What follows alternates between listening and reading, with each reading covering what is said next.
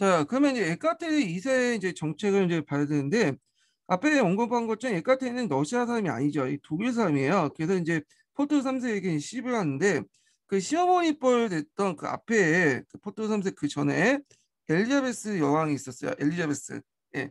그래서 이 엘리자베스가 얘를 되게 별로 안 좋아했어. 그래서 막 독일 여자라고 차별을 했는데 이제 이 에카테리 2세는 이제 그 시부모인 엘리자베스의 눈치를 피하면서 자기 세력을 이제 뭐냐면 그 만들어나기 시작했죠. 근데 그 자기 세력을 만들어나는 과정이 상당히 웃긴데 요 밑에 보면 여제는 일생을 통해서 수많은 사람들과 사랑의 연분을 뿌렸다. 그래서 독일 군인들 그 장교들과 같이 자면서 자기 사람 만들고 그리고 이제 쿠데타도 이제 뭐냐면 모의하고 결국에는 자기 남편을 몰아내고 이렇게 집권을 하게 돼요.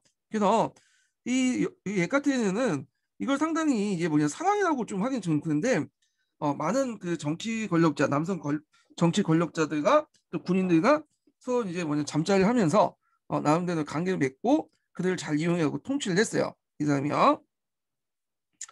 자, 하여튼 그 결과 이제 그 러시아 언어와 풍습에 잘 적응해서 익숙해지고 자 자기의 운명을 러시아와 일치시켰다. 그 결과 그 뭐냐면 에카테리나는 동료의 강대국으로서 러시아지를 확고부동하게 만들었다. 이렇겠죠. 자, 그 여제는 일생 동안 수없이 많은 사랑의 연물을 뿌렸으며 매우 총명하고 이지적이었으며 정치에 있어서 마키아벨리스트다 이렇게 했고요. 그다음에 여제는 계몽사상의 영향을 받아 디도들을 후원하고요. 그다음 볼테어 달량베랑 같은 사람들과 서신을 왕래하면서 계몽 정치의 군주를 행사하려고 하였으나 러시아 정세 앞에서 여제의 이상은 큰 힘을 발휘하지 못했다. 그래서 이제 계몽 공주와 이제 같이 그 뭐냐 편지를 보내면서 그렇게 이제 자기가 이제 계몽 군주처럼 그러니까 계몽 군주 편지 보내는 게 아니라 그 계몽 그 사상가들과 편지를 보내면서 계몽 군주처럼 행사하려고 했지만 프랑스 대혁명까지 그렇게 좀 됐어요. 근데 프랑스 대혁명 이후부터는 계몽 사상을 탄압을 했죠. 예. 자, 하여튼 이렇게 있고 이 관련된 내용이 예전에 11년 기출문제 나왔으니까 좀 기억을 해두시고 그럼 에카테 여자의 이제 그 정치를 볼게요. 네. 정치, 에카테 2세 정치를 보면 이 정책이 여기에서부터 해서 뒤까지 이렇게 이제까지 정책 관련된 내용인데 자 한번 이제 보죠. 첫 번째로 이제 볼 게 뭐냐 하면 팽창 정책이요. 예, 팽창 정책. 자 러시아는 정통적으로 이제 팽창 정책은 어 러시아 정통의 팽창 정책은 흑해 방면의 남하 정책과 유럽 방면의 진출, 시베리아의 동진 정책이 있다. 자 시베리아 부분은 이제 동진 정책은 주로 이제 모피 사냥하고 관련돼 있어요. 아까 얘기한 것처럼 이 모피 업계에서 계속 동진하다 보니까 시베리아를 그냥 먹어버린 거지. 자, 시베리아 방면으로 진출은 그 일찍부터 시작된 오락산맥을 넘어 동진이 계속됐고 17세기 중엽에는 오우츠크해를 달했으며 포도 대제 때는 남쪽으로 지출을 깨졌으며 홍련강 방면에서 중국의 청해 지지를 받고 네르치스크 조약을 체결하죠. 그 방향을 다시 동쪽으로 돌려서 17, 18세기 때 이어 칸차크 반도에 이르고 칸차크 반도는 여러분도 알다시피 이제 그 이렇게 시베리아가 있으면 맨 끝에 구대륙의 여기 맨 끝에 있는 반도가 칸차크 반도죠. 그리고 여기부터 쿠린 열도가 쭉 연결돼 있고 그래서 그 다됐고 에카르트 2세 때는 알래스카를 차지했다. 그래서 이 알래스카는 이제 차지하고 나서 또 계속 그 탐험대를 보내요. 그래갖고 이제 캘리포니아까지 진출했다고 그래요. 그래서 지금 캘리포니아에 가보면 러시아 기지가 있어요. 거기 설치했다. 근데 이 알래스카 지역은 나중에 미국한테 팔아넘기죠. 크린 전쟁 이후에. 예. 왜냐면 이제 영국이 이걸 먹을 수 있으니까 알래스카를 차라리 영국이 먹느니 그 뭐냐면 미국한테 좋겠다. 그래서 미국한테 이제 족보인 거야. 판매를 해갖고. 예. 자, 하여튼 이제 알래스카는 미국으로 넘어가고요. 자, 그러나 에카테리나가 주력한 것은 유럽과 흑해방면의 진출이었다. 자, 유럽의 진출은 폴란드 분할로 구체화됐고 남하 정책은 투르크와 싸워서 쿠주르 카이 이렇게 발음하기 힘드네요. 쿠주크 카이나르지 조약으로 흑해 연안 일대와 크리미아 일대를 획득하고 흑해 자유항해권과 보스폴리오와 다다르스의 통과권을 얻었다. 이렇게 있죠. 그리고 그 후에 이제 그 뭐냐 크림반도 남쪽에 세바스토폴이라는 기지를 만들어요. 여기. 그리고 나서 다시 전쟁을 일으키죠. 제2 너투 전쟁을 일으키는데 이때 제2차 너투 전쟁 큰 성과는 없었어요.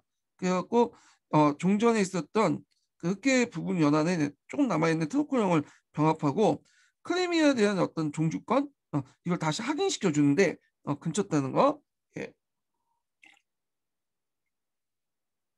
그래서 1, 2차 이제 트로크 전쟁을 일으켰다. 너투 전쟁을 관련된 내용이고요. 자, 그다음 뒤에 넘어와서 그 다음에 두 번째는 국내 정책이야. 그 에카테리 같은 경우에는 기반이 원래 없었잖아요. 독일 여자이기 때문에. 그래갖고 되게 보면 이제 많은 이제 자신의 지지를 확보하기 위해서 국유주의를 하사를 했어요. 되게 이제 귀족 계급들이죠. 그래서 농노들도 이제 나눠주고 또 한편은 또 계몽주의 인도적인 걸 좀 보여주기 위해서 여기 학교도 세워주고 병원도 만들어주고 고아원도 이렇게 만들어주고 그런 정책들 했죠. 자, 한번 볼게요. 에카테리는 그녀의 지지자들에게 막대한 국유지를 하사하여 세력 기반을 굳힌 후 복잡하고 통일이 없었던 법률 정비할 법전화하기 위한 위원회를 소집하였다. 에카테리의 의도는 계몽적으로 인도적인 것이었다. 위원회는 200회에 넘는 회의를 거듭했으나 통일적인 법전을 만들지 못한 채 1768년에 해산했다. 그러니까 통일적인 법전을 만들려 노력은 했다. 이거죠.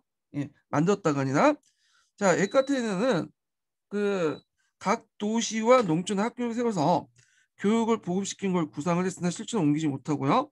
여제 후원안의 병원과 고아원에 다소나마 국민에게 혜택을 주었다. 그래서 학교를 설립한 게 아니라 아까 전에 자몽했는데 시도를 했다. 이렇게 이제 보시면 돼요. 예. 자, 그 다음에 이제 세 번째로는 그 당시 푸카초풍 반란의 진압이죠.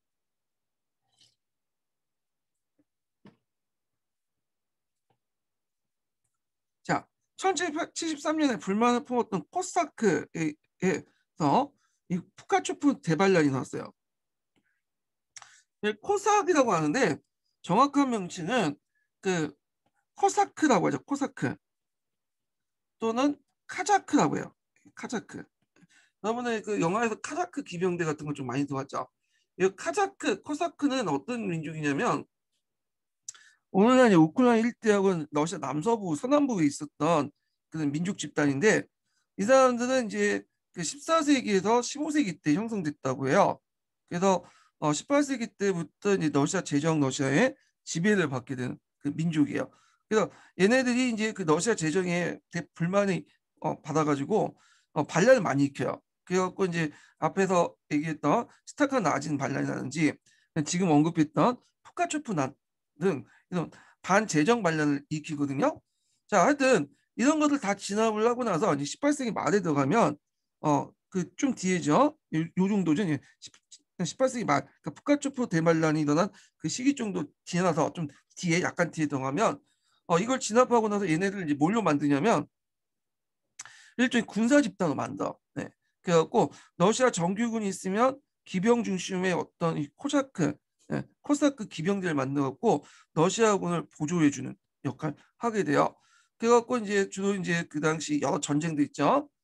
이런 19세기부터 해서 18세기, 20세기 때 이런 러시아 제국들과 이렇게 펼쳤던 전쟁들에 동원을 하게 되죠. 얘네들을 너투 전쟁이라든지 뭐 나폴레옹 전쟁이라든지 등등.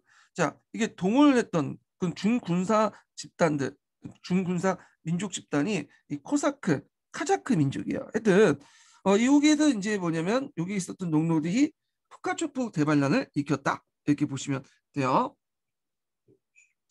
자, 푸카초프는 농노들에게 자유와 토지를 약속하면서 동남 러시아를 휩쓸고 모스크바를 향해 진격했으나 1775년에 진압되었죠.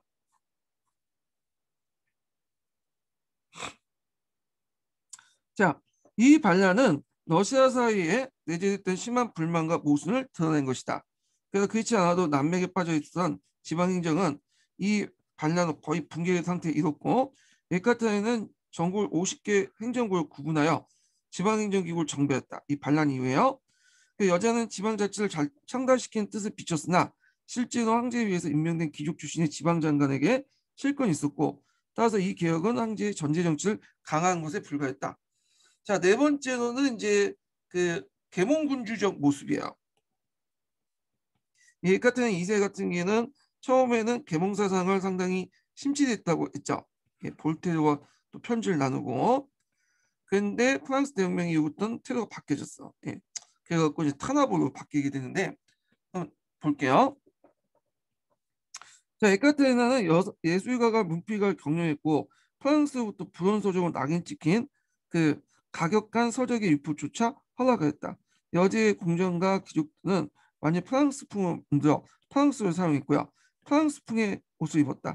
자, 그러나 프랑스 혁명의 발생은 여제로 읽은 계몽군주의 탈을 완전히 벗어나게 되는데 그 대표적인 게 이제 그 교과서에도 나와 있는 상크트페트로프 그러니까 발음이 상크트페테르스부르크부터 모스크바야. 그러니까 이거는 좀 기행문이야. 나디시첵프가 어떤 기행문인데 거기에 보면 이제 그 모스크바 가는 길에 여러 이제 러시아의 풍경을 담았거든요. 그러니까 그냥 기록을 한 거야. 그러니까 이제 팩트만. 근데 거기에 뭐 어떤 해석이라든지 이런 것들이 전혀 없어요. 주관적인 감정도 개입되지 않고. 자, 근데 팩트를 보여주면서 러시아사의 낙후성을 완전히 보여주고 있거든. 예, 동네 비참한 모습과 전제 정치의 어떤 패단. 그러니까 이 책을 읽고 이제 빡동게 된 거지 에카테르가. 그래서 상크트페테르스부르크와 모스크바를 이 책을 금서로 정했어요. 그리고 이제 나치 CMF는 시비를 추박을 하고 계몽사상의 위헌 서적들 다 금지시켰었어. 처음엔 허용했다가. 그래서 요 책 좀 기억을 해주세요. 요그 상크트페테르스부르크와 모스크바 그리고 그 쓴 사람 이름 나디시첵프. 자, 그 다음에 이제 5번은 농노제 강화 관련되는 거죠. 전에 이제 항제제와 마찬가지로 농노제는 이제 16세기 러시아사의 기반이었거든요. 그러니까 이제 에카테 치세도 자기 그 뭐냐면 귀족들의 어떤 지지를 받기 위해서 자기 지지 귀족들의 지지를 받기 위해서 이 농노들을 많이 나눠줬어요. 그래서 그 내용도 있는데 에카테 치세도 막대한 국유지 하사로 농노의 수는 크게 증가했고 귀족은 병역 및 세습을 면제받는 동시에 농노의 운명과 영지에 대한 절대적 지배권을 확보했다. 자, 농노는 매매와 도박, 선물과 저당의 대상이 되었으며 그들의 가족 생활도 해치됐고 잔인한 학대와 혹사의 대상이 되었다. 그러니까 서유럽의 농노보다 훨씬 생활이 비참했다고 볼 수 있죠. 서유럽 농노 같은 경우에는 매매 양도 이런 것들이 안 되죠. 그래서 상류층은 프랑스어를 사용하고 대부분 그 국민들은 농민 상황에서 이 당시 이제 이런 엄청난 그 간격이 그 러시아 사회에 큰 모순이 남게 되었죠. 자, 폴란드 분화를 보자. 자, 폴란드 분화는 이제 전에 이제 폴란드라는 나라가 어떤 나라인지 볼게요. 폴란드는 그 18세기 때까지는 상당히 강국이었어요. 그러니까 14세기, 16세기까지는 근데 17세기 때부터 사퇴를 하게 되는데 이 폴란드는 슬라브 계통의 민족이에요. 근데 대부분 슬라브 계통의 민족들이 이제 뭐냐면 그 그리스 종교를 믿잖아요. 근데 이 러시아 비롯한 다른 슬라브족과 달리 그리스 종교가 아니라 로마 카톨릭을 받아들여요. 그래서 러시아 같은 이제 얘네들은 그 동슬라브 국가죠. 근데 얘네들은 서슬라브 국가야. 그래서 폴란드 그 다음에 그 뒤에 체코 이런 나라도 이제 서슬라브 국가들인데 서슬라브 국가들은 대개 보면 카톨릭의 영향을 받았어요. 자, 그래서 이제 따라서 문화적으로 정치적으로 유럽 세계보다 밀접한 관련을 갖고 있다.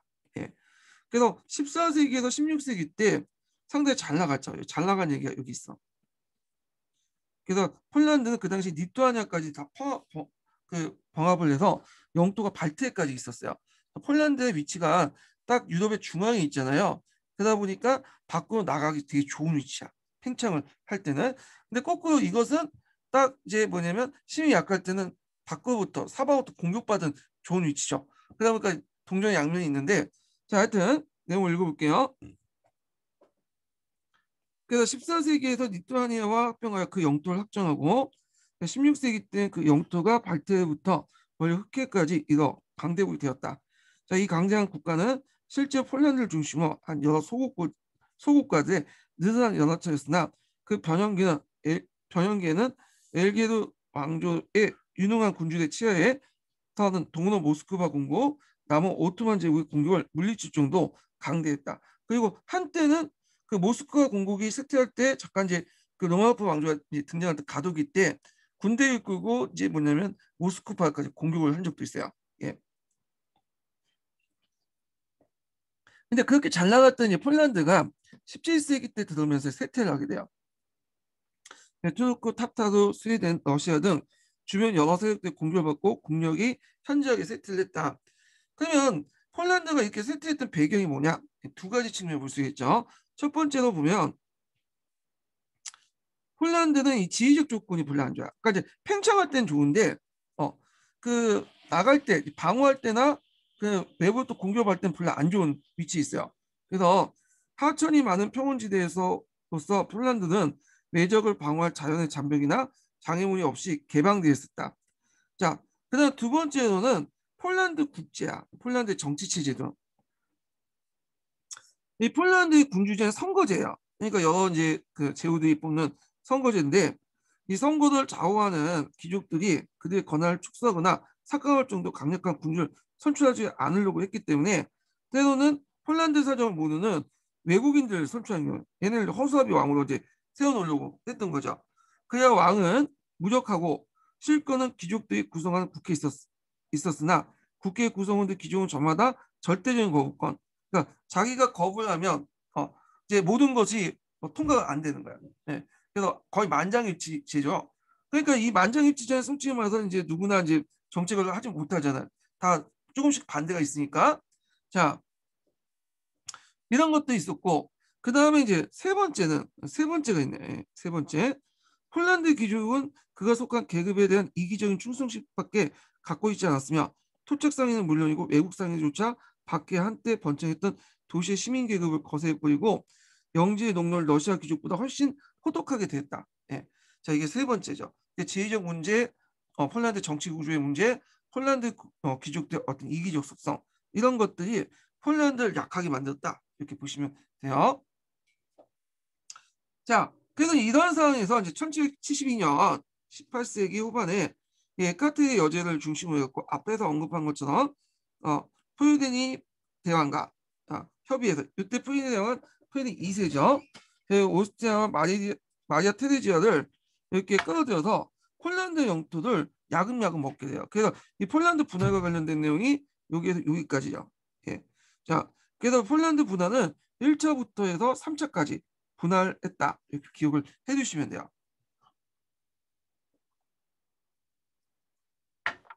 자, 그럼 내용을 볼게요.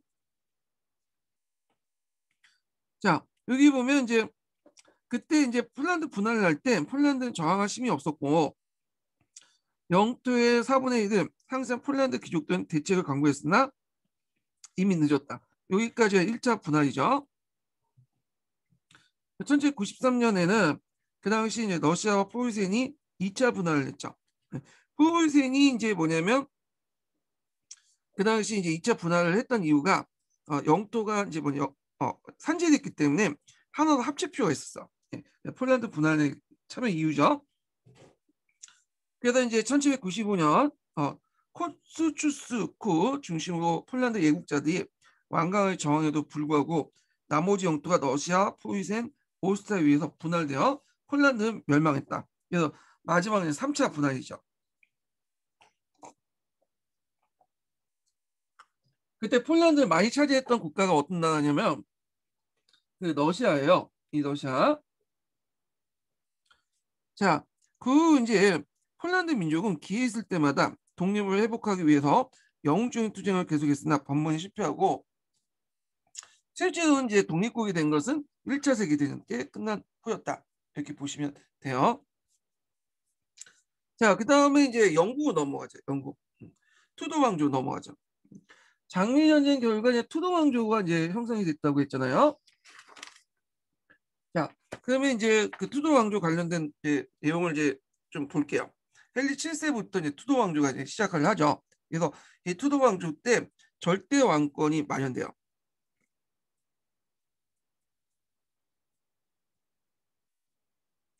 아, 이거 또 안 나오네. 자, 절대 왕조가 설립되는데 이 절대 왕조가 왜 설립되는 배경이 여기 있어요. 예. 투도 왕조 중심에서 그 절대 왕조가 성립한 배경.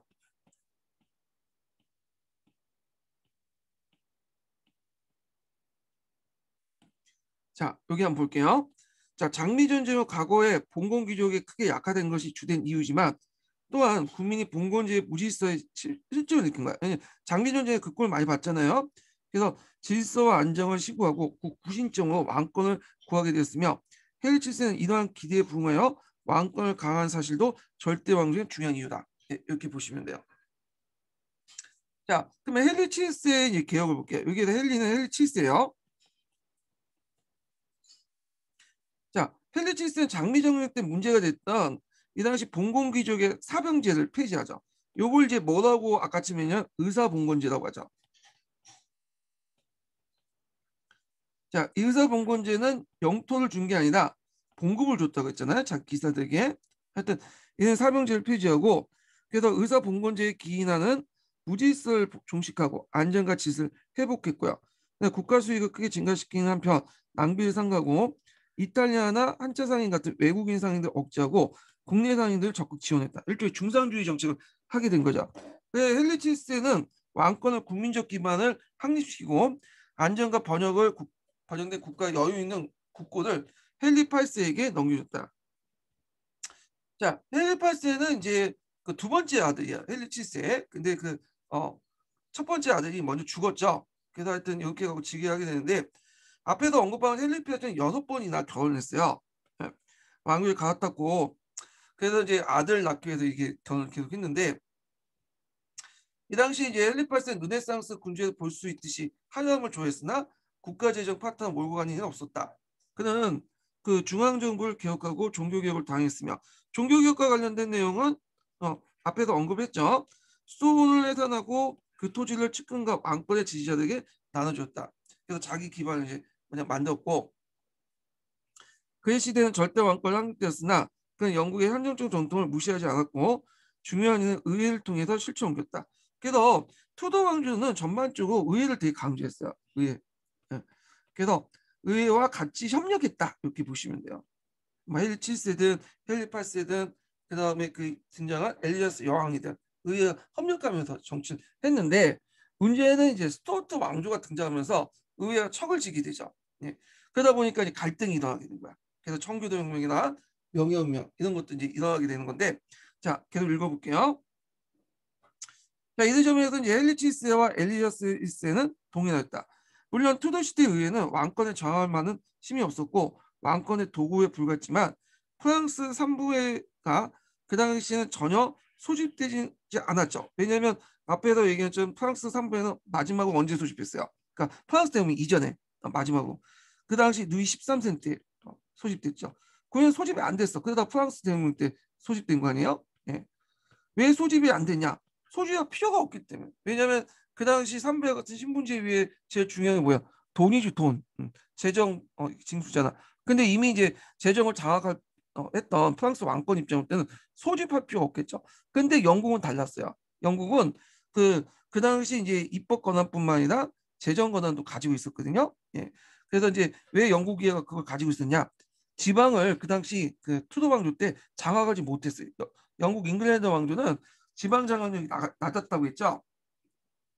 그러니까 영국 위에 꼭 필수적인 존재. 얘네들 협력을 받아야지 국가를 운영할 수 있어요. 자, 하여튼 영국 위에는 그 중요한 국사가 있어 그 기능을 유지했던 사실은 그 두 나라 발전에 큰 차이가 있다. 여기에서 영국과 프랑스의 의회의 차이점이죠. 영국의 의회와 프랑스 3부의 차이점 이런 것을 이제 볼 수가 있죠. 자, 헨리 8세가 단행한 종교개혁으로 로마부터 독립한 영국 교회는 다음에 에드워드 6세 때 음, 약간의 이제 신교적 내용이 가미됐고 헨리 8세 때 첫 번째 왕비의 소생이며 에스파냐 필리페 2세 아내된 메리 여왕이 즉위했는데 이 사람은 카톨릭으로 돌아가요. 반동적인 개혁을 하게 된 거죠. 자, 그래서 신교들 몫이 박해서 이 사람을 뭐라고 하냐, 허류대 메리, PMA, 그래서 불렸죠. 그래서 에스파냐 왕비가 됨으로써 영국 국민의 굴욕감을 안겨준. 왜냐하면 에스파냐 자체가 그 어떤 나라예요? 카톨릭의 나라잖아. 그러니까 영국 국민은 카톨릭을 되게 싫어했거든. 그러니까 한 나라의 수장할 때 메리가 카톨릭의 필리핀 2세와 그 뭐냐면 결혼한다? 그것도 매달렸다?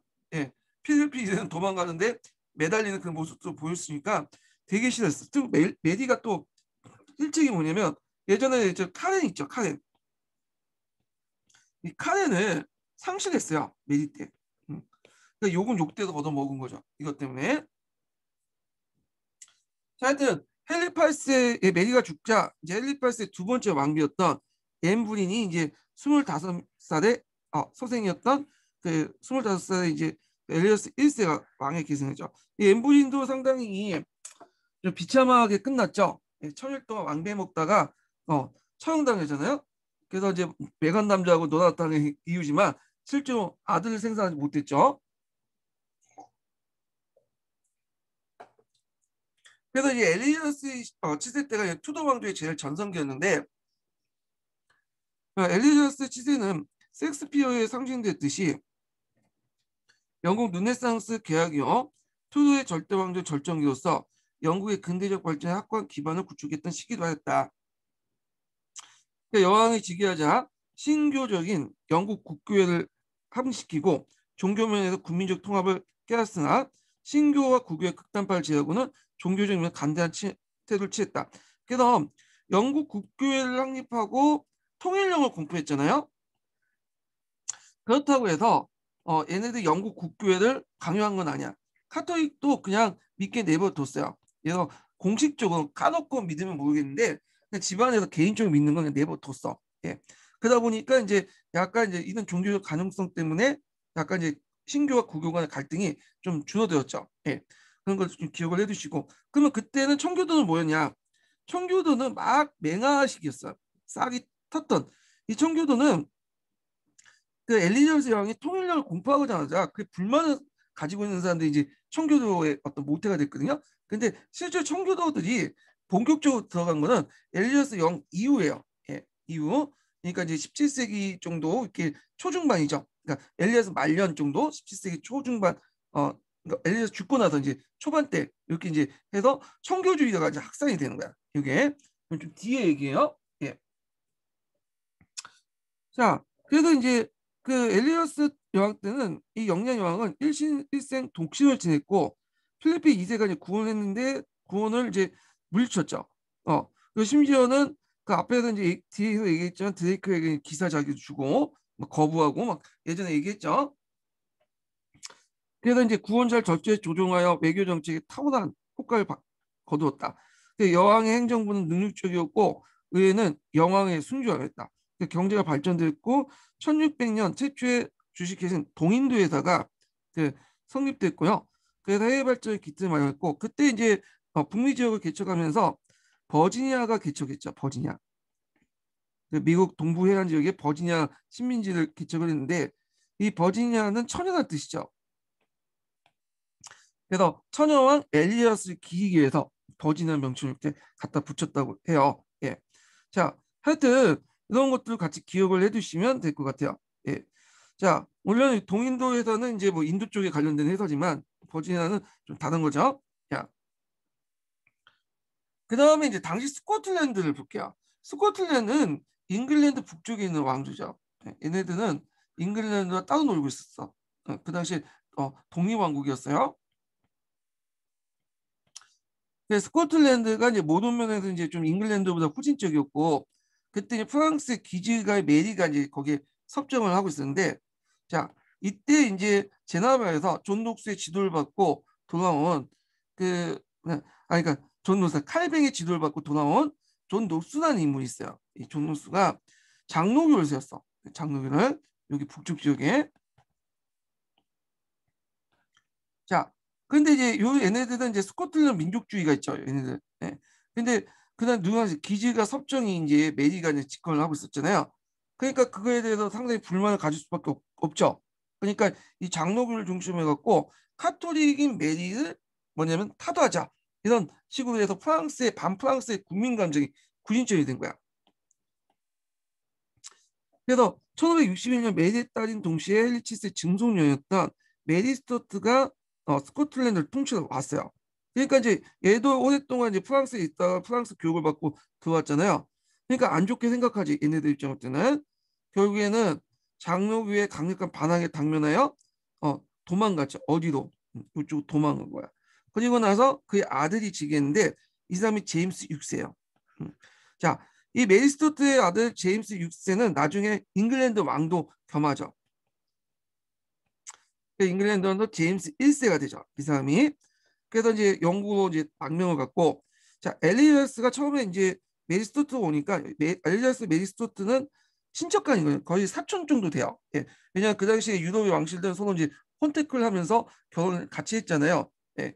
그러다 보니까 이제 처음에 불쌍을 해갖고 좀 잘 대해줬어요. 예. 근데 이제 문제는 그 당시 그 영국에 있었던 잉글랜드에 있었던 카톨릭 세력들이 이 메리 스튜어트를 가만 보니까 상당히 이용할 수 있다고 생각을 했나 봐. 왜냐면 메리 스튜어트가 카톨릭이고 그 다음에 또 이제 또그 그 투도 왕조의 어떤 반계열 쪽 아니에요? 예. 그러니까 충분히 왕이 될 수 있겠죠. 자, 그러면 그 잘못하면 어떻게 얘를 이용해 가지고 쿠데타를 일으켜서 카톨릭 세력들이 어, 왕에 앉힐 수 있잖아. 그러니까 엘리자베스 여왕 때는 여왕 입장은 그걸 사전에 뭐냐면 차단할 필요가 있겠죠. 결국에는 이제 그 당시 메리스토트는 그 처형을 당하게 돼요. 예. 그래서 이런 내용들 좀 기억을 해두시고, 한편 에스파냐 필리피 2세는 엘리자베스에게 구원을 실패했고 영국의 사학선 해적지에 몹시 붕괴하고 있었다. 사학선은 뭐냐면 예전에도 한번 얘기했을 거예요. 예. 해적을 국가에 공인을 해줘요. 그래서 1년에 뭐 100척 정도를 뭐냐면 인정을 해줘. 이렇게 해적지를. 그리고 이제 커트를 정하고 대신에 세금을 갖다 바쳐야 돼. 그래서 국가에 허락받은 그 해적 이렇게 보시면 돼요. 근데 이제 조건이 있죠. 영국 배는 안 돼. 다른 배 해야 돼. 그러면 그 당시 그 다른 배는 어디? 스페인 배요. 왜냐 스페인 배는 그 당시 대서양에서 이제 쭉 가서 카리브해를 거쳐가지고 대서양을 거쳐갖고 영국 갔잖아요. 아니, 저 스페인 갔잖아요. 그 길목에 딱 있고 있으면 특히 카리브해 같은 데 있죠. 거기 카리브해 섬들이 많잖아. 거기에 좀 숨어 있다가 스페인 배가 들어가면 거기에 공격해요. 그래갖고 약탈 내고 하거든요. 왜냐 스페인 배가 금과 은이 막 가득 찼잖아. 그러니까 이에 대해서 상당히 안 좋게 생각거나. 그러니까 드레이크가 이제 그 대표적인 사람인데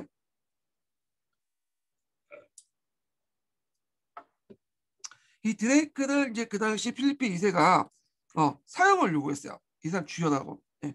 그런데 이제 대달판에서 그 처형을 요구했는데 그 자리에서 대다가 본 앞자리에서 그 사람이 오히려 기사칭을 줬죠. 예. 앞에 얘기했을 거예요. 그래서 이 드레이크는 그 후에 이제 카라네전 있죠. 카라네전의 그 총사령관이 됐던 사람이죠. 근데 이제 뭐 드레이크만 이제 얘기하는데 그 당시 해적들은 별로 인기가 없었어요. 예. 그래서 영국도 사역선을 운영했긴 했지만 모든 해적들이 다 사역선은 아니었거든요. 그러다 보니까 해적들이 많고 나중에 영국도 이제 해적들을 막 탄압하고 사역선도 이제 폐지하고 그러거든요. 예. 그래서 상당히 별로 안 좋아했어요. 그 당시 해적들은. 자, 하여튼 게다가 메리까지 처형되자 필리핀은 무적 함대를 파견하고 영국 해군과 해군이 이를 격파하고 해상의 우위를 확보했다. 이렇게 기억을 해두시면 돼요. 자, 그러면 사회 변화를 볼게요. 사회 변화. 이거 영국의 혁명, 청교도혁명과 연결되는데 여기 내용을 보면 처음에 경제적 변화를 얘기해요. 그러니까 16세기에서 17세기 때 이런 경제적 변화를 얘기하죠. 이런 경제적 변화를 얘기하고 이런 경제적 변화가 사회적 변화를 불러일으키죠. 경제적 변화에서 탄생한 뭐 젠트리, 그 다음에 상인 계층, 전문가 계층 이런 사람들이 등장하게 되고 이들이 이제 뭘 받아들이냐? 청교도를 받아들이 청교주의를. 자, 청교주의를 받아들여서 나중에 그 뒤에 스투트 왕조 때 청교도 혁명을 일으키죠. 혁명의 배경이 되었다. 요걸 쭉 설명하고 있어요. 사회 경제적 변화, 사회적 변화, 아니, 경제적 변화를 일으켜서 변화가 일어나 사회적 변화가 일어나서 새로운 계층들이 형성되고 이들이 청교주의를 받아들여서 청교동맹의 배경이 되었다. 요게 주요 이제 맥락이에요. 예. 자, 그러면 한번 내용을 읽어볼게요. 예. 읽어보기 전에 세 번째 인증번호 알려드릴게요. 세 번째 인증번호는 60번이야. 예, 세 번째 인증번호는 60번입니다.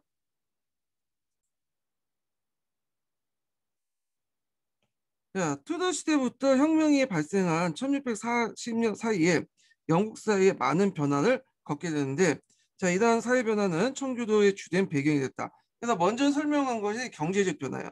예, 경제적 변화 첫 번째 내용을 보면, 자, 1520년부터 1640년까지 영국 인구가 배로 증가했어요. 자, 이러한 인구 증가는 농업 생산을 자극할 기술 개량했고, 그래서 대규모 경작지를 중심으로 경작지의 증가를 초래했다. 그래서 이제 이때 이제 일어난 것이 이제 뭐냐면 인클로즈 운동이죠. 인클로즈 운동. 그래서 이제 1차 인클로즈 운동이에요. 네. 그래서 15세기 말부터 해가지고 그 당시 이제 17세기 초까지 일어난 거고, 그 다음에 이제 좀 있다가 인구 증가는 이제 관련된 건 2차 인클루즈 운동인데 여기는 이렇게 돼 있네요. 자, 2차 인클루즈 운동이 일어나는데 17세기 후반부터 해갖고 18세기까지 이렇게 이제 하죠. 이걸 농업혁명이라고 하죠. 그래서 여기에서는 이제 1차 인클루즈 운동 관련된 내용들을 적어놨어요. 그러면 이제 요거에 이제 한번 볼게요. 15세기 이래서 이제 영국은 국민적 산업에 성장하기 시작한 모직물 공업이 날로 융성해졌고, 이에 따라서 목양을 위해서 울타리를 치고 목장을 만든 인클로저 운동이 일어났죠. 그래서 여기에 울타리 치는 인클로저를 치는 그런 것들이 그 당시에는 좀 신기했나 봐요. 왜냐하면 중세 시대 때는 개방 경직자였고 울타리를 안 쳤잖아요. 근데 울타리를 치기 시작한 거야. 예. 그러면서 예전에 이제 일을 했던, 그러니까 이제 거기 공유지나 뭐 이런 데서 일을 했던 많은 사람들 또는 소작을 듣던 많은 사람들이, 소작을 받던 많은 사람들이 쫓겨나게 돼요.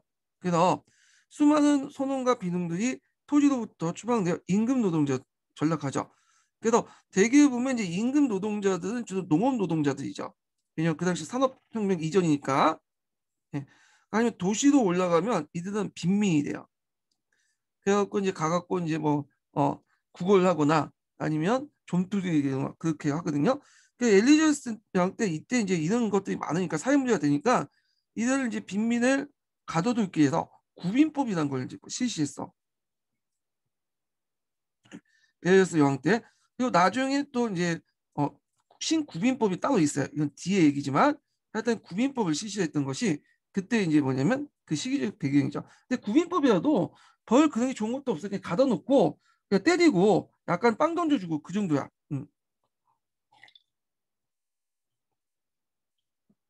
자, 그래서 이제 이러한 농업 노동자를 고용해서 대규모 경작지로서 자본주의 경영하는 방법을 자본가적 차진농들이 있죠. 이거 지주라는 농업 경제의 어떤 특징 이른바 삼분할제의 성립이 되어 있다. 그래서 신분 구조가 삼분할제가 형성되는데 일자 인크루즈 운동 결과 이제 뭐냐면 이렇게 돼 있죠.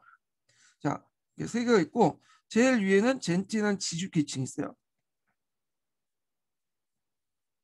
그 다음에 중간에는 요몬이 있죠. 얘네들은 땅을 가지고 있죠. 땅을. 토지를 얘한테 임대를 시켜줘. 그래서 요모는 자기 토지와 차경지, 이거 안 써지네. 예. 차경지를 바탕으로 해서 예, 경영하고 이 사람이 이제 자본가적 차진농이에요. 그러니까 우리나라에서는 이들을 이제 경영원 분농이라 갖고 경영원 분농의 모델이 됐던 사람들이 여기에 있는 그 요몬 계층이야. 그리고 요몬들은 이제 노동력이 부족할 때는 농업 노동자를 쓰죠. 이렇게. 그래서 이런 세 개 계층이 형성됐다. 1차 인클로즈 운동 때 이렇게 이제 보시면 되고요. 자, 그다음 두 번째로는 이제 뭐가 있냐? 모직물 수출이야. 그래서 모직물 수출해갖고 이제 경제 번영했다. 그런 내용들인데 앞에 1차 인클로즈 운동 연결돼 있죠. 자, 17세기 들어서는 급속도에 신장하면서 경제만이 아니라 사회 각 분야의 정치와 차지하는 중요성이 크게 증대했다. 예. 특히 이제 그 해외 무역이 이는 뭐냐면 차지했다는 증가됐다는 거예요. 예. 그래서 특히 모직물 수출은 그 비중이 컸고 사회 통합에 강력한 요인이 있다. 왜냐하면 이제 이 모직물 수출이 주요 사업이다 보니까 모직물에 관련된 사람들도 많을 거 아니에요. 그러니까 그 상인들도 있었고 모직물을 이제 수출하는 지주계층도 있고 수공업자도 있고 그리고 각종 거기에 모직물 관련된 그런 관련 집단들이 있었겠죠. 예. 그러다 보니까 이들이 이제 모직물을 통해서 하나로 똘똘 뭉치게 되는 거야. 그리고 만약에 정부의 정책이 자기하고 거슬린다. 그러면 정부에 대해서 그 공동 전선을 형성해갖고 자기 의견을 형성하고 그래서 이 모직물을 통해서 하나의 정치 집단이 형성됐다는 거야.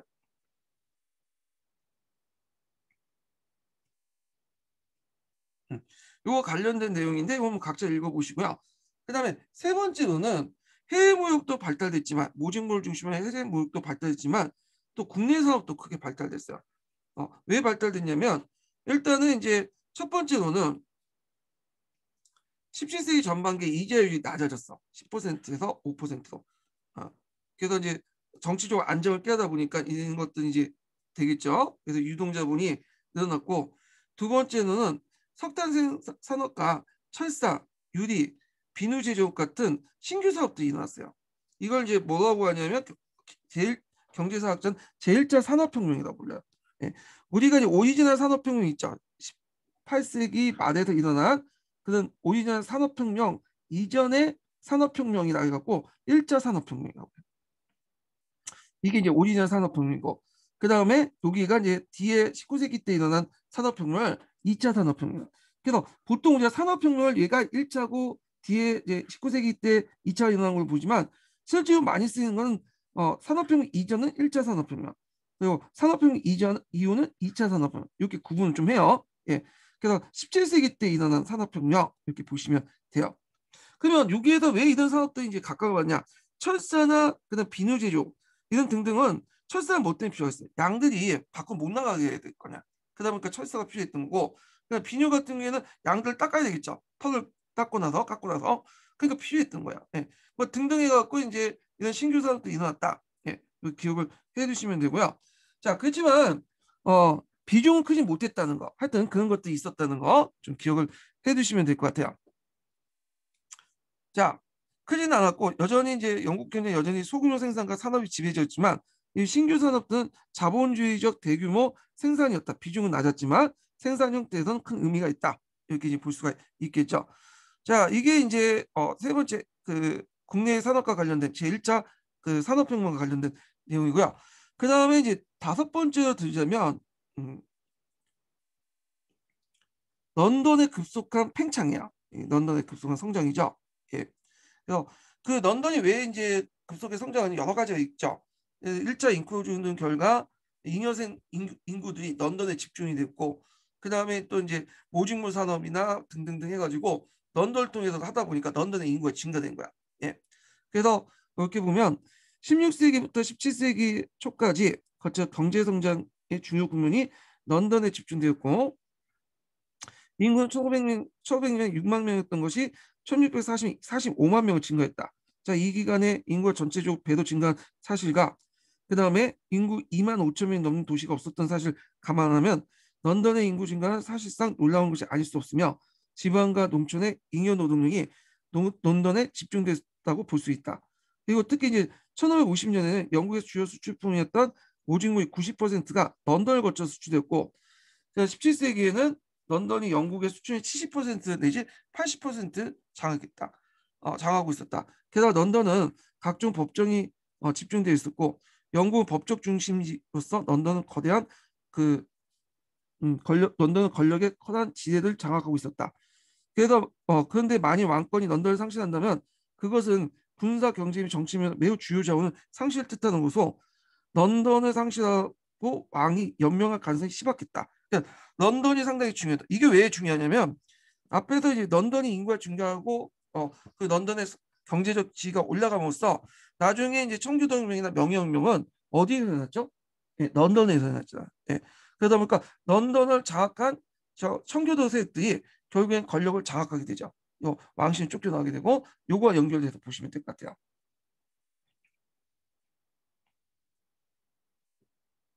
자, 그러면 이제 여기까지 한 것 중에 경제적 변화를 좀 정리를 좀 해볼게요. 이거를. 그래서 영국이 15세기 때부터 해서 18세기까지 이제 경제 그 변화들 있죠. 이런 것들 한번 표로서 정리를 좀 해보고 넘어가기도 하죠. 한참 뒤에 있거든요. 잠깐만요.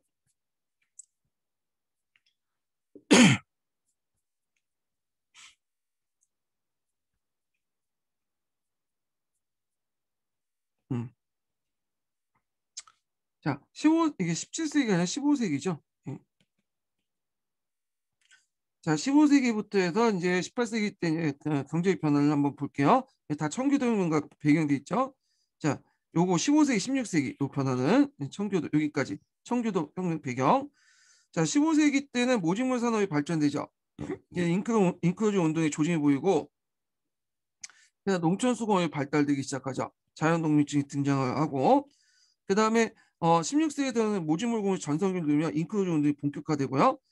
농민층 분화가 가속화돼. 그래서 3분할제가 형성이 되죠. 그다음 농업 자본주의가 시작되죠. 요물 중심으로. 근데 17세기 후반 때부터는 좀 약간 경우가 달라요. 이때 이제 인구가 증가되면서 이 많은 인구를 먹여 살리기 위해서 농업혁명, 제2차 인구조정 운동이 일어나고 그다음에 그 농업 경영의 합리화, 인구 도시 집중인데 앞에서 인구 도시 집중은 주로 런던에 이제 집중이 됐잖아요. 이때는 이 잉여 인구들이 이제 산업혁명을 맞물려 가지고 산업혁명 이제 그 배경이 되거든요. 그래서 여러 도시도 이제 집중이 돼. 그러면서 18세기 때 들어와서 이제 산업혁명이 시작됐다. 이런 과정들을 좀 보시고요. 자, 그러면 다시 이제 들어와서 자, 이런 사회적 변화, 아니 이런 경제적 변화가 사회적 변화에도 영향을 줘요. 예. 그래서 이런 지금까지 했던 이 경제적 변화가 사회적 변화에도 영향을 줬다. 그래서 이런 경제적 변화 또는 사회적 변화에 어떤 영향을 주냐면 여러 계층들이 형성돼. 일단 뭐 젠트리가 형성되고 요몬이죠. 예, 이런 사람들이 형성되고 상인, 음, 그다음에 전문가 집단들. 그리고 얘네들은 이제 비슷비슷하죠. 계층고 거의 젠트리에서 이제 파생돼 나온 거죠. 예, 상인과 전문가 집단도 젠트리 사람들이 많아. 얘네들이. 그래서 이제 얘네들이 뭘 받아들이냐? 청교주의를 받아들여요. 청교도주의를. 자, 청교도주의 받아들이고 이게 스투어트 왕정의 이제 전제 정치와 맞물려 갖고 청교도 혁명이 일어나게 되죠. 배경이 되죠. 자, 그러면 이제 한번 볼게요. 첫 번째 볼게 이제 농촌에서 이제 관련된 내용인데 첫 번째가 자, 1540년에서 1640년, 그러니까 16세기에서 17세기 전반에 이른 기간 동안 영국의 사회사나 정치사에서 핵심적인 사실은 지주계층과 전문직업 종사자의 수적 증가, 부의 증대다. 자, 인구는 그 기간의 배로 증가에 비해서 지주계층은 3배도 증가했어. 자, 이들은 이제 뭐냐면 젠틀이죠. 젠틀이. 자, 그들은 어, 교회 특히 수도원 재산의 매각에 직접 간접으로 많은 토지를 획득했고 날로 성행하고 있는 토지 시장에 많은 토지를 구입했다. 자, 이러한 일반적인 추세와 더불어 주목을 끈 것은 지주계층 중에 젠트리와 현저한 양적 지적 향상이었다.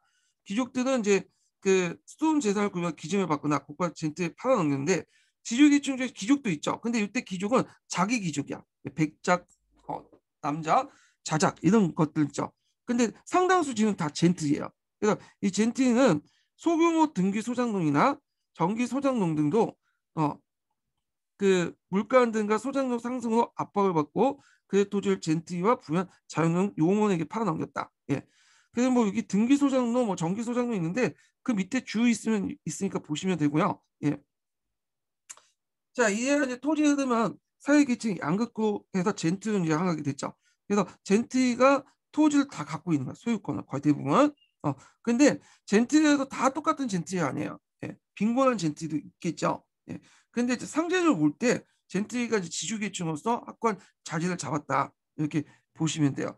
그래서 하나의 유력한 신분 집단으로서 젠틀의 환자한 대두가 있으면 틀림없었다. 자, 그 이러한 젠틀리층은 비단 지주뿐만 아니라 그 차남이나 삼남은 대학에 그리고 법률업에 쏟아져 나왔고 상업의 훈련을 쌓기도 했다. 그래서 프랑스 귀족과 달리 영국 같은 젠틀 계층은 그 상업이라든지 전문직에 종사 가능하죠. 그래서 이런 차남 이하는 상업이나 전문직에 종사를 하게 돼. 예, 상당수가.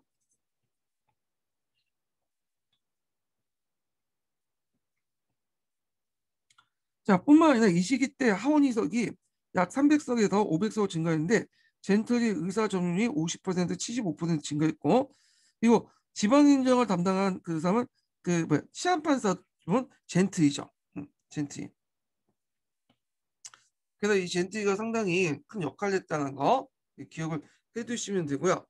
그 다음에 이제 두 번째로는 전문직 계층이야. 이 사람들이. 그래서 전문직 계층이 등장했는데 주로 이제 이 사람들은 이제 법률가들이 많아요.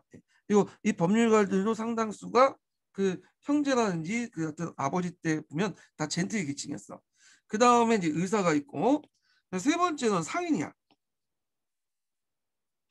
그래서 세븐은 상인들도 상당수가 젠틀 계층이 많죠. 런던과 지역의 주요 도시 상인들이 엘리트였다. 주요 도시의 상인 엘리트였다. 자, 그래서 이제 이런 전문가 계층들과 상인 계층들은 상당수 전태 계층과 연결돼 있다. 이렇게 보시면 돼요.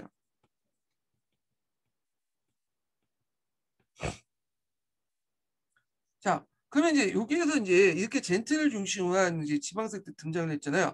그래서 이런 이제 젠틀에 대한 얘기가 또 나와요. 여기에는.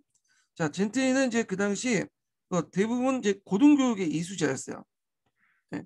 그리고 그 당시 스투어트 왕정 시기 때 이제 사치와 낭비, 압제와 정제상의 궁중에 대해서 이에 대한 이데오 지방 컨트리 의식을 갖고 있었어. 예. 그래서 이제 절대주의에 어떤 대항하는 컨트리 의식, 지방 의식을 가지고 있었고, 그리고 보통법을 중심으로 현존적 동성을 지키는 강한 의지가 있었죠. 그래서 이런 젠틀이나 전문 직업인들은 많은 수가 청교주의를 받아들였다. 그래서 그다음 스투어트 압제 정하는 과정에서 청교주의를 받았는데 이 청교주의는 16세기 때부터 형성됐죠. 예, 16세기 때 이제 또 통일령이 공포되면서 이 통일령이 이제 문제점이 있잖아요. 그 당시 의례적으로 카톨릭 요소가 많잖아. 그래서 영국 국교회는 카톨릭 요소를 좀 깨끗이 하자 하면서 했던 것들이 청교도의 뭐냐면 근원인데 얘네들이 이제 바탕으로 해서 17세기 들어가면 아예 영국 국교에서 독립해 나가자라는 독립교회 운동이 일어나. 독립파들. 예. 따로 해서 따로 살리자. 따로 이제 뭐냐면 교회를 만들자. 그래서 이런 사람들 합쳐가지고 보통 우리가 이제 청교도라고 해요. 근데 이제 예전에 좀 이때 청교도는 아직까지는 영국 국교의 형식적으로 남아 있었어요. 예. 완전히 분리된 것은 나중에 명예혁명 때요. 이건요.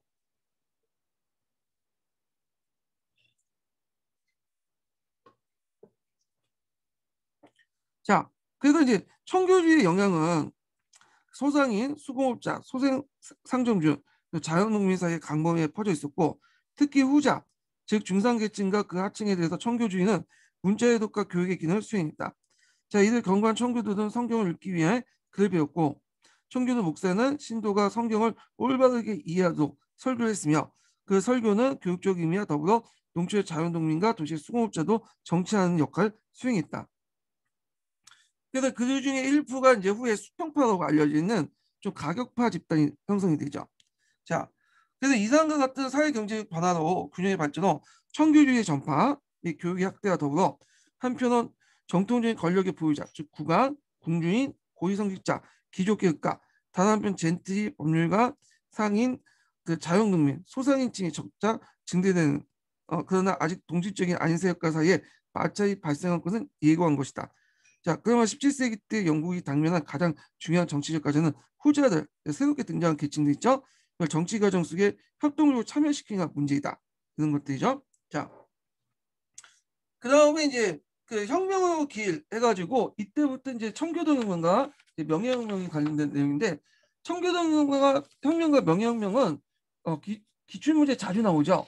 그래서 좀 자세히 볼 필요가 있어요. 이 부분은요. 자, 그러면 일단은 심화 규제를 좀 잠깐 볼게요. 심화 규제 제가 프로 정리해 갖고 좀 보면서 얘기를 할게요. 자, 청교도혁명과 명예혁명이 일어날 때 그 당시에는 스투어트 왕조가 등장했죠. 근데 앞에 투도 왕조 같은 경우에는 의회와 협조해갖고 이제 정치를 잘 이끌었잖아요. 근데 이제 그 스코틀랜드 계통의 스투어트 왕조는 그런 그 의회와 소통하고 정치를 이끄는 그런 문화들이나 이런 것들이 익숙하지 못해요. 그러다 보니까 그 왕권 신수를 영국에 맞지도 않는 왕권 신수를 내세워서 무작정 밀어붙이려 하다 보니까 어떻게 의회 반발을 불러일으키게 되죠. 그 과정에서 청교도 혁명과 그다음에 명예혁명이 일어나는데, 자, 그럼 내용을 볼게요.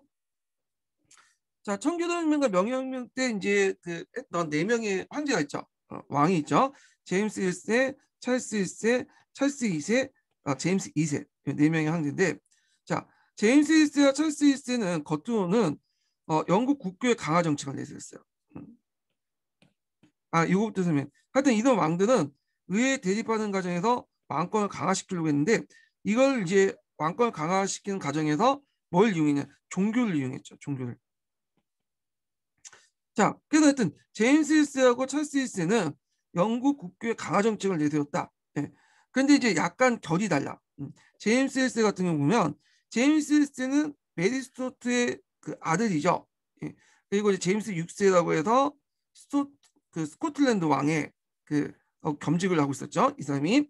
근데 많은 사람들이 이 사람을 이제 천주교인이라고 생각을 하고 있는데, 이 사람은 천주교가 아니에요. 이 사람은 천주교 받아들이지 않고 좀 약간 이제 그 신교 쪽에 있는 그 장로교와 관련 감리교 이렇게 해서 신교를 받아줬어요. 개인적으로 이 사람은.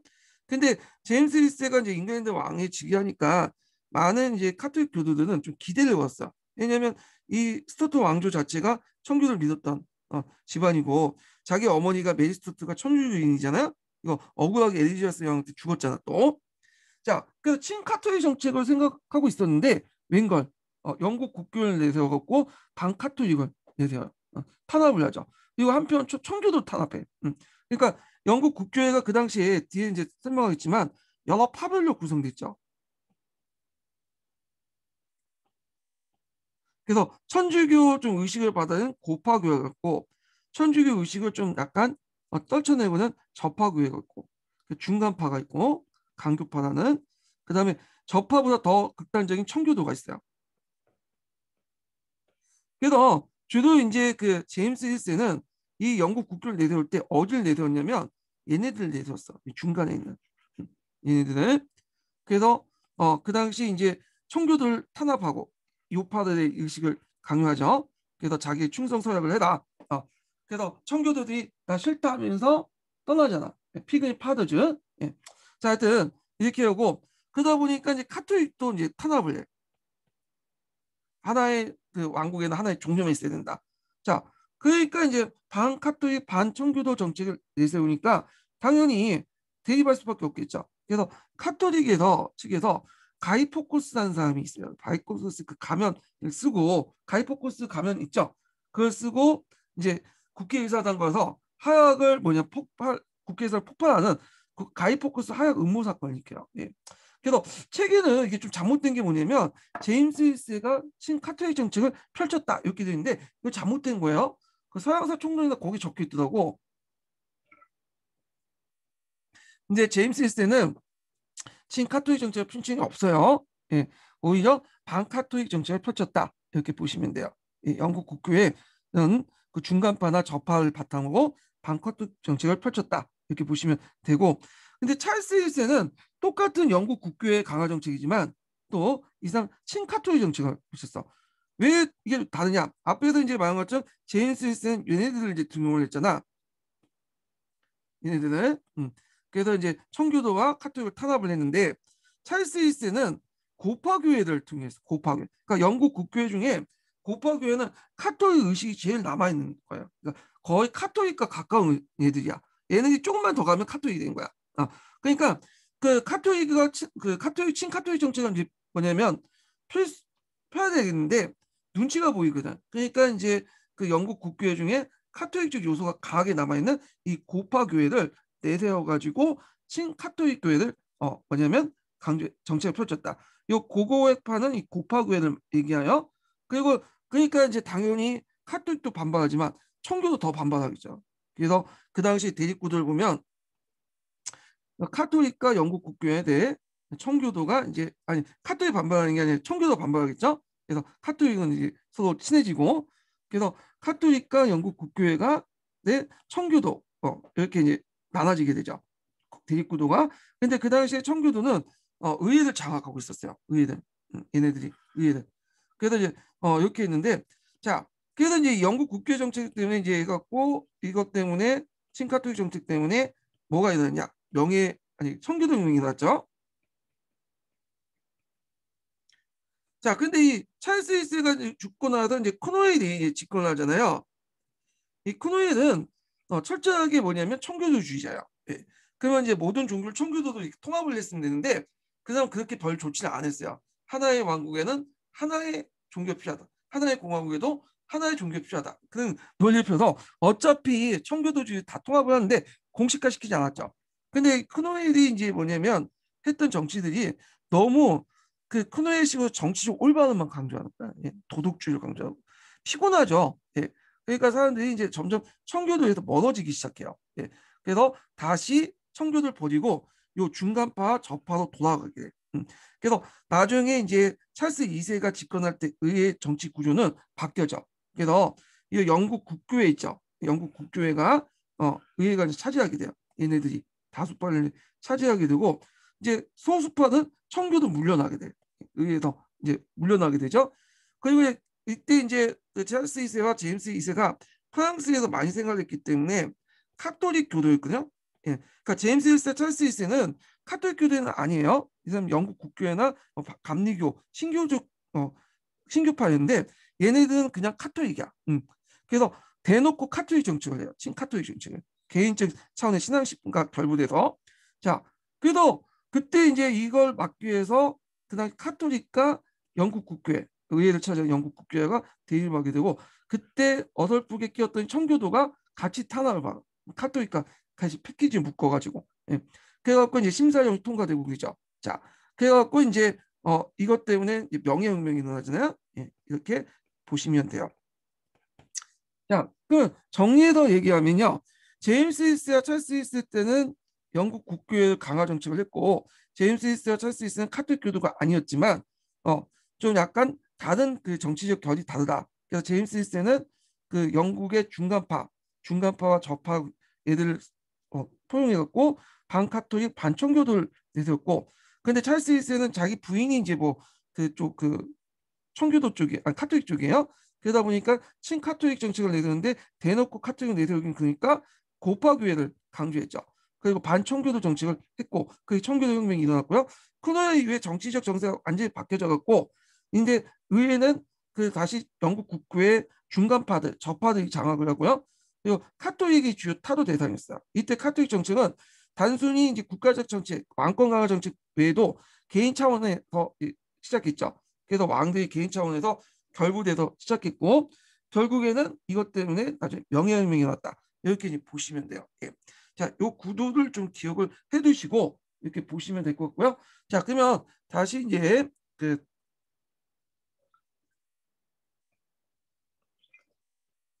관련된 내용을 읽어보죠. 예. 사형사케론. 자, 엘리아스 1세가 투도 왕조로서 왕조가 되고 단절되고 엘리아스 1세가 이제 처녀로서 늙어 죽었잖아요. 예. 근데 어차피 엘리자베스 1세가 그 아들 낳도 결혼해갖고 아들 낳도 되게 모계 쪽으로 이제 뭐냐면 계승이 안 되기 때문에 북에 넘어갈 수밖에 없어요. 이 투도 왕조가 어차피 그 끝나게 돼 있어. 아들 낳든 말든 간에. 자, 그 남편 쪽에 왕조 넘어가게 되는데 그거는 뒤에 이제 뭐냐면 하노버 왕조가 그 넘어갈 때도 있어요. 네, 뒤에 왕조가 그건 좀 나중에 얘기할게요. 자, 메리 스튜어트 아들인 스코틀랜드 왕 제임스 6세가 이제 결국에는 이제 영국 왕 제임스 1세로 즉위하면서 연합왕국의 수장이 되죠. 스코틀랜드, 잉글랜드 연합왕국의 수장이 되고 그런데 이제 절대 왕권과 의회 및 국민과의 원만한 관계가 사라지게 돼요. 그래서 제임스는 영국 왕이 되기 전에 뭐냐면 자유왕국의 진정한 법이라는 논문을 써서 왕권 신수를 주장하죠. 요게 예전에 기출문제 나왔어요. 이 왕권 신수설 관련된 내용 나올 때 요게 나왔거든요. 그래서 한번 읽어볼게요. 예, 사형사 심화 과정에서. 예.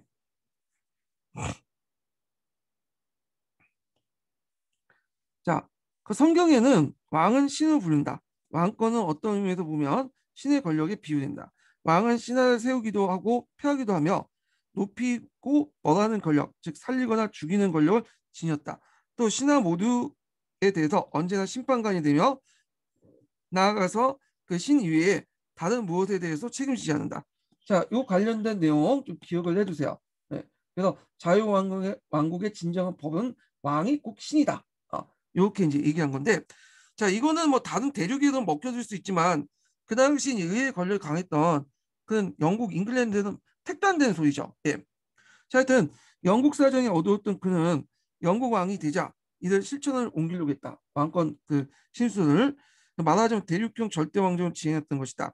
자, 제임스는 이러한 그의 생각을 첫 번째 의회에서 이제 표명했고 이에 놀란 하원은 곧 반대 의사를 표명했다. 그래서 절대 왕권과 의회 대립이 씨앗이 뿌려진 게 된 거다. 제임스는 종교에 관심을 갖고 즉위한 지 얼마 안 돼서 지금도 영어 사용이 국민이 사용하고 있는 흥전판은 뭐냐면 여기에서 볼 수 있듯이 그 킹 제임스 버전이 나가죠. 예. 그러니까 왕이 직접 만든 성경이라는 의미야. 예. 성서 영역판인데 하여튼 이 사람이 되게 똑똑해요. 그래갖고 그 당시 이제 이런 그 성경책을 만들었어. 예. 자, 그래서 이제 있고 청교도에 대한 압박을 시작했다. 자, 그래서 앞에서 언급한 것은 이 사람의 종교 정책은 뭐라고 했죠? 예, 영국 국교의 우선주의죠. 그래서 주로 저파, 중간파를 이제 기반으로 삼아갖고 카톨릭을 탄압하고 청교도를 탄압해요. 그래서 청교도들이 이제 탄압을 받고 나서 안 되겠다. 나 여기에서 도저히 이제 종교 생활 못하겠다. 해외에 가서 이상적인 어떤 종교 공동체를 만들자. 그래갖고 얘네들이 이제 빠져나가죠. 청교도 일부가 얘네들이 피그는 파드지야.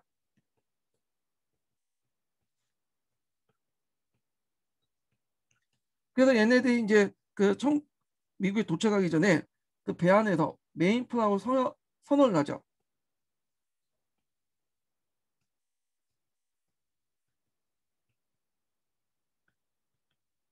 요게 예전에 기출문제 나왔어요. 예. 이게 05년 기출문제인가 그때 나왔을 거야. 예. 자, 그다음에 계속 읽어볼게요. 주교 없으면 왕도 없다. 신념의 소유자인 제임스에게는 청교도는 영국 국교의 주교 제도를 파괴할 위험이 있음을 보였다. 자, 영국 국교에는 이제 카톨릭에서 벗어났지만 주교 제도는 그대로 가지고 있다고 했죠. 왜냐하면 주교 제도 가지고 있어야지 주교를 매개로 해서 계속적으로 왕이 교회를 지배할 수 있기 때문에 그런 거죠. 자, 일단은 청교도는 여기 있네요. 예, 밖에 피해서 메인프라우에 타고 아메리카 대륙에 건넜다. 이때 이제 청교도는 뭐라고 부르냐? 피그니 파드즈라고 해요. 예, 그러니까 청교도 안에서 뭐냐면 하나의 파야. 이게 피그니 파드즈가. 예. 그래서 이 피그니 파드즈 물어보는 것이 예전에 한번 시험 문제 나왔죠. 자, 이단 제임스에게 의회가 왕이 필요한 재정적 뒷받침을 할 리가 없고 의회가 계속 충돌하니까 그는 직접 개인에게 세금을 부과하는 덕세를 징수했다. 그러니까 의회 동의 없이 그냥 세금을 그냥 갖다 부은 거야. 자, 그러다 보니까 이에 대해서 이제 반발이 많겠죠. 당연히 의회를 이제 무시하고 자의적인 가세를 했잖아.